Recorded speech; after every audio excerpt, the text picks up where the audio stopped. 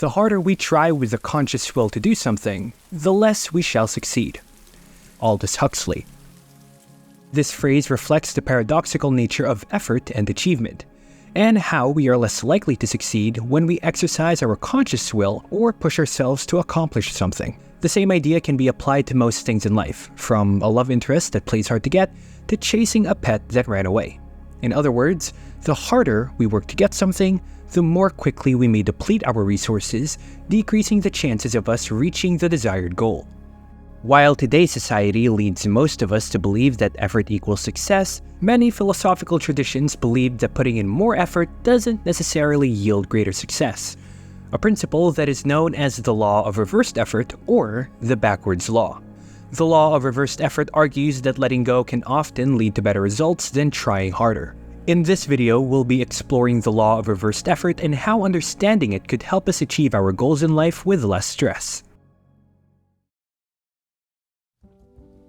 The term reversed effort was originally mentioned by the famous British author Aldous Huxley.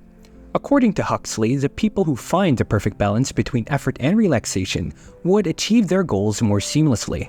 As Aldous Huxley once wrote, "Proficiency and the results of proficiency come only to those who have learned the paradoxical art of doing and not doing, or combining relaxation with activity of letting go as a person, in order that the imminent and transcendent unknown quantity may take hold." Some aspects of our lives require extra effort for improvement, while others are perfectly achievable by just putting our best foot forward. For example, a bodybuilder has to continue working out in order to maintain their physique. That's a scenario where continuous productivity is necessary for success. But on the other hand, when trying to fall asleep, it's something that should happen naturally. But sometimes the harder we consciously try to sleep, the more elusive it becomes. This is when any effort from our side becomes counterintuitive, and the law of reversed effort takes its course. Instead of forcefully trying to sleep, a more effective approach might be to gently shift our focus to the comfort of our surroundings or the rhythm of our breath. This act of non-doing can facilitate a smoother transition into a more relaxed and restful state. And the key to accomplishing this lies in the willing surrender of our excessive need to control.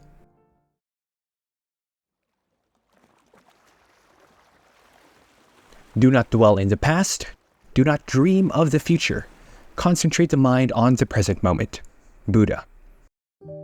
Relinquishing conscious control can sometimes be easier said than done, especially when we are dealing with anticipatory anxiety, which refers to the stress or worry that we experience when facing future actions or decisions and things that haven't happened yet. This anxiety often arises when we're confronted with situations that are unfamiliar or uncertain. A good way to manage this is to reframe our perspective.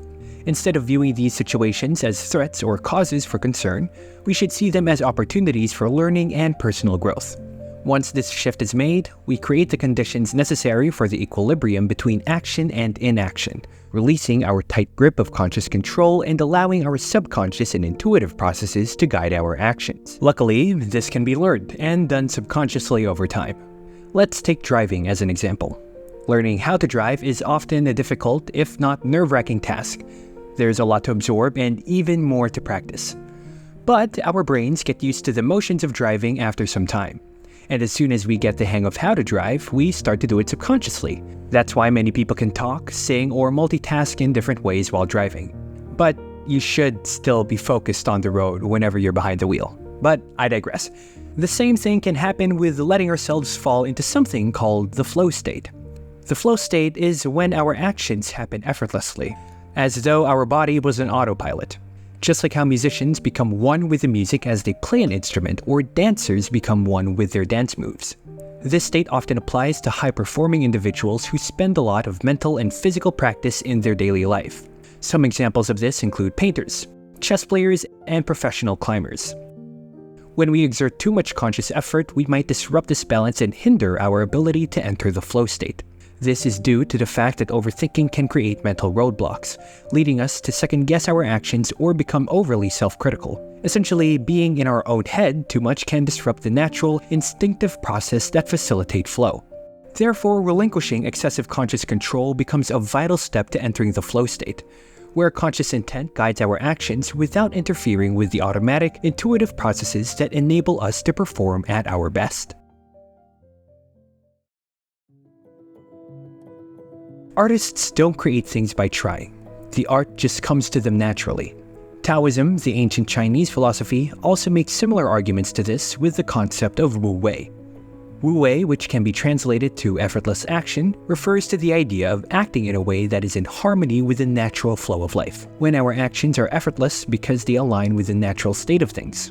It suggests that we can achieve more when we stop trying to force things and instead allow them to unfold naturally. The way never acts, yet nothing is left undone. Lao Tzu. In this quote, we're not encouraged to literally do nothing.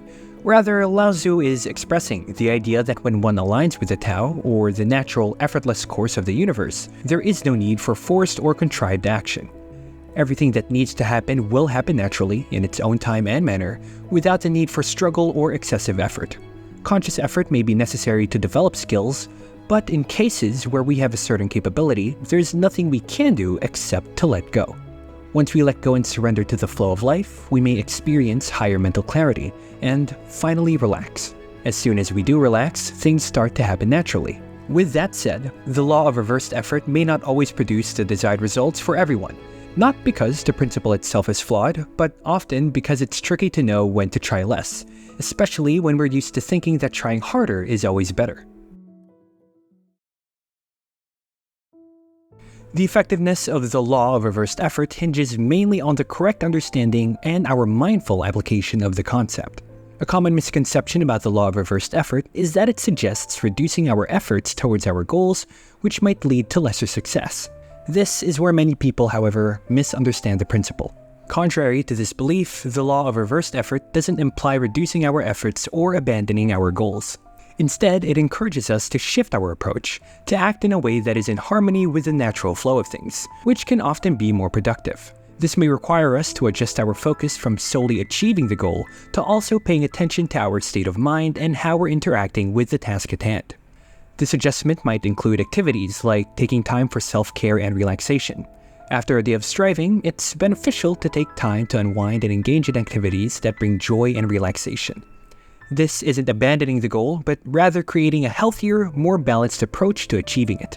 Continuous and overwhelming effort can increase the chance of burnout, leading to eventual decline in speed and overall loss of momentum. Therefore, trying will become counterintuitive. As Alan Watts once said, if you don't know how to swim and you fall into the water and try desperately to stay afloat, full of anguish, with all of the natural fear that you have for not knowing how to swim, the more you move and shake, the more you will sink and faster. The law of reversed effort is simply to relax, to think that if you are calm and fill your lungs with air, that will make you float and you will not drown. Alan Watts' argument further highlights that spending more effort on things, especially out of stress, panic, or even anger, can disrupt the natural flow of things. Understanding and utilizing the law of reversed effort can allow us to cultivate a sense of comfort, tranquility, and equanimity, allowing our subconscious mind, with its intuitive wisdom and understanding, to guide us towards better results and effortless action.